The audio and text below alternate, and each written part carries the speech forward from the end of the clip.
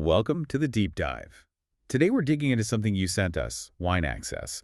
It's this popular online shop that promises, incredible and rare wines from all over the world, right to your door. Right.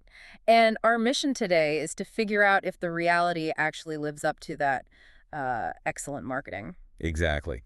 Because when you first look, the numbers are impressive. Oh, they're huge. We're talking 4.5, even 4.7 stars out of 5. That's based on thousands of reviews.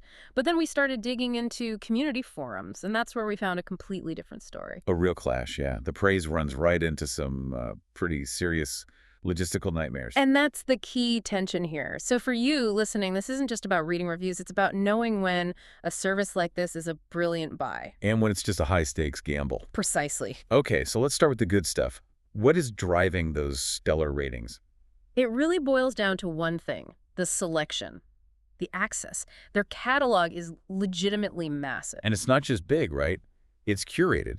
It's very curated. They have these clubs for rare, limited production wines that you can't find them easily anywhere else. So people are happy with the product itself. They rave about it. We saw so many comments from loyal customers, some saying they've, and I'm quoting here, never had a bad bottle in decades of orders. Wow, decades. That's a serious endorsement. It is. And when things go right, the support is apparently great to timely, friendly, all of that. The wine, the product is top tier. But, and this is where the whole story just flips, that praise exists right next to complete total failure in execution. The shipping. The shipping.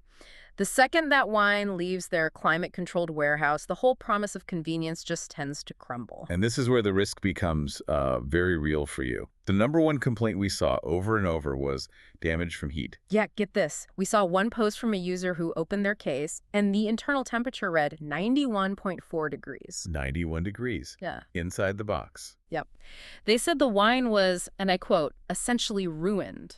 It was cooked before they could even take a sip. And that's not a one-off thing, is it? Not at all. We saw other reports of bottles that just smelled like vinegar, totally undrinkable, and then the problems compound. Right, because then you have to deal with customer service. And people complain about them being unresponsive after the wine is spoiled, or late shipments, bad packaging, especially during summer or for long trips. So for a lot of people, this isn't just a rare glitch. It feels more like a built-in vulnerability. That's the perfect way to put it. It's a repeat risk. It really depends on your location, the season, and whether that cold chain holds up.